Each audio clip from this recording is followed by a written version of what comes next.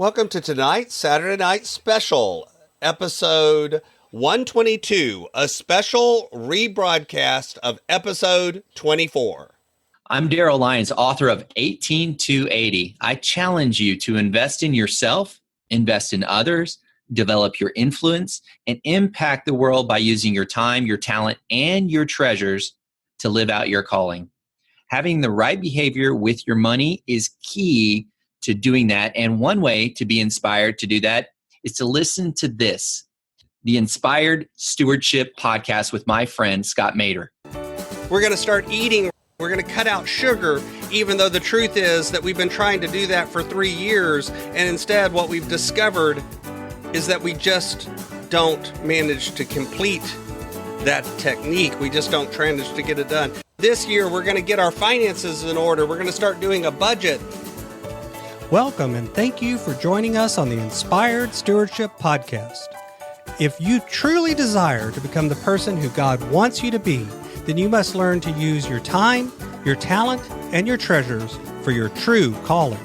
In the Inspired Stewardship Podcast, you will learn to invest in yourself, invest in others, and develop your influence so that you can impact the world. In tonight's Saturday Night Special, I talk with you about ways you can achieve your future goals without depending on your future self just being a superhero, the power of understanding why willpower is not the key, and I'll give you instead a couple of key techniques that can help you with this instead. One area that a lot of folks need some help with is around the area of productivity.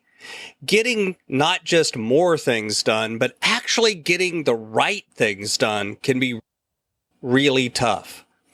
I've got a course called Productivity for Your Passion that's designed to help you do this and then to hold you accountable and walk with you so that you can tailor productivity not just to be getting more done, but actually getting the right things done. What's more, we take the approach of looking at your personality and how you actually look at things in the world and tailor the productivity system to your personality. Because the truth is, a lot of the systems that are out there are written really well for somebody with a particular personality type. But if you have a different approach to things, they just don't work. But there's tools and techniques and approaches that you can take that will work for anyone. And we help you do that in Productivity for Your Passion. Check it out over at inspiredstewardship.com/launch. One of the mistakes that we make so much when we're thinking about getting things done, being more productive, and working hard is that we depend upon our future self being a superhero.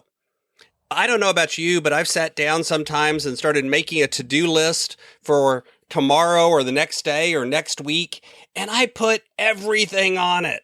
I make a list that's way too long that no human being could possibly get done in the amount of time that's present on the schedule. I've got some techniques that I use now that keep me from doing that, but this was a common mistake that I made time after time after time. Why? Because we look at our future self and we think that our future self is so much better and more gifted than our current self. Somehow tomorrow you'll get it all done. Somehow tomorrow you'll just power through and manage to get everything done on your way too long list. Even though today you struggled and weren't able to do that, tomorrow it's going to work because future self is so much better than present self. And instead, what we're really doing is sabotaging our future self. We're really cutting ourselves off at the knees before we've ever even got the opportunity to do what it is that we need to do. We've created a situation where future self is destined to fail. Or future self has to be some sort of miraculous superhero that's completely different than who you are today. And I'll tell you, without putting some habits and some systems and some processes in place, and without working on who you are and learning and building and growing, future self is really just your present self in the future. There's nothing that your future self can do that your present self can't do unless you inject some things to change it. See, that's the key. You've got to take action today. Your present self has to do things to create a situation where your future self actually can get some things done. You also have to stop sabotaging your future self. Think about it for a minute. How often have you set up a situation where your future self is destined to fail? You've said yes to way too many things. You've put way too many things on your list. And when you actually look at the amount of time it takes you and the amount of time you have available in a day, it's not possible to get all of that done. We all do it. Instead, you have to understand a couple of techniques that I'm going to share at the end of this session. But let's talk a little bit first about what we generally do. Normally, what we think is the solution to this is just to grit, to bear down, and to get it all done, to use willpower, right? We're just going to will ourselves through it. We're going to somehow or another make our willpower work tomorrow. We'll get home from work and we'll just manage to exercise for 30 minutes this time, even though for weeks, instead, what we've done is sat down on the couch and binge Netflix for an hour. We're going to start eating right. We're going to cut out sugar, even though the truth is that we've been trying to do that for 3 years. And instead, what we've discovered is that we just don't manage to complete that technique. We just don't manage to get it done.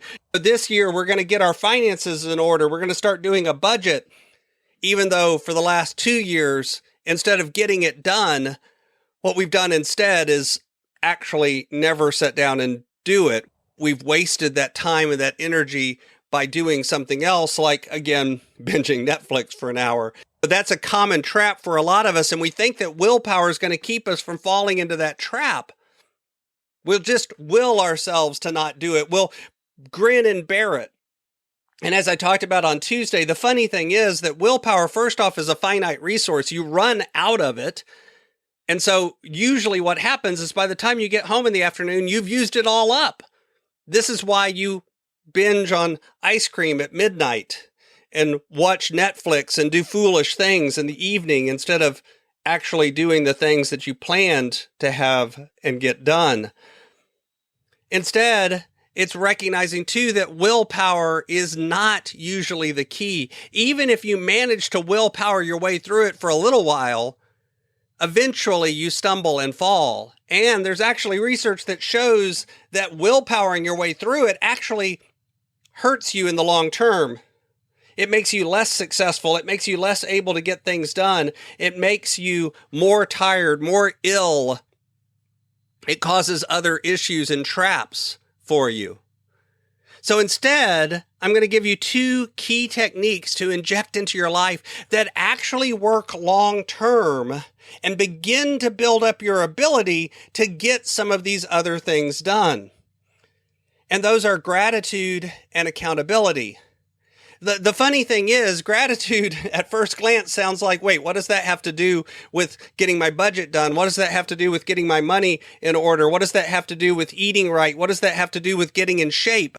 Being thankful for things doesn't help me do those things. But the funny thing is that research shows that it actually does. Having gratitude, looking and being thankful for those things that actually are good in your life, actually spills over and makes you more likely to get things done. It makes you more likely to stick to your habits. It makes you more likely to continue to work on things even when you're tired, even when you're sick, even when you're frustrated.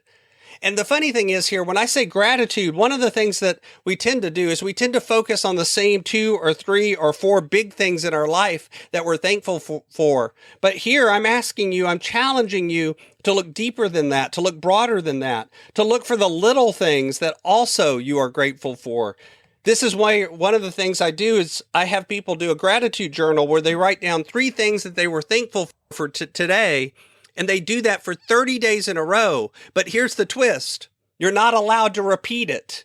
Anything that you put on Monday, you can't write down also on Tuesday. Anything you put on Tuesday, you can't write down on Wednesday, and so on. You're never allowed to repeat. So for 30 days, it's 3 things a day.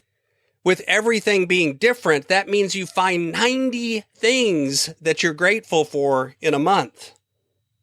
And the truth is, there's way more than that that you should be able to identify in your life. Even if there's trouble, even if there's things going wrong, even if your life feels really bad right now, believe it or not, there's way more things than that you can identify and find and be grateful for. The second technique is the technique of accountability. Now, obviously, as a coach, that's one of the things that I do is hold people accountable to their goals and help them build systems and processes to stick to it. But accountability here doesn't have to be hiring a coach. It can even be having accountability of a buddy, a friend, someone in your circle who you call and say whether or not you got done that evening, what you were supposed to do, what you said you would do. It can be somebody who you check in with periodically to make sure that you're on track with your goals. It can even be public accountability where you post that you're going to do something and then you post whether or not you actually completed the task that you said. There's all different ways you can inject accountability into your life. And the funny thing is, a lot of it has to do with how you're wired as to what works. There are some people that public accountability works better, and there are others where private accountability works best. Obviously, I think coaching works well in part because it can give you either. It can give you public and private accountability, plus the coach can help you actually inject systems and processes that work. But in any case, having some sort of accountability built into your process, built into what you're trying to achieve, helps you way more than willpower. The research shows that accountability as a tool is actually one of the more successful methodologies that people can use for meeting their goals. So if you inject these two together, if you find ways to find gratitude, that builds that muscle and makes you more likely to follow through. And then if you also inject accountability as a tool, then you'll discover that you're really about 80 to 90% more likely to actually follow through and complete whatever goals you have set for yourself. Thanks for listening. Thanks so much for listening to the Inspired Stewardship Podcast. As a subscriber and listener, we challenge you to not just sit back and passively listen, but act on what you've heard and find a way to live your calling. If you enjoyed this episode, please do us a favor. Go over to inspiredstewardship.com/iTunes rate, all one word, iTunes rate. It'll take you through how to leave a rating and review and how to make sure you're subscribed to the podcast so that you can get every episode as it comes out in your feed. Until next time, invest your time, your talent, and your treasures. Develop your influence and impact the world.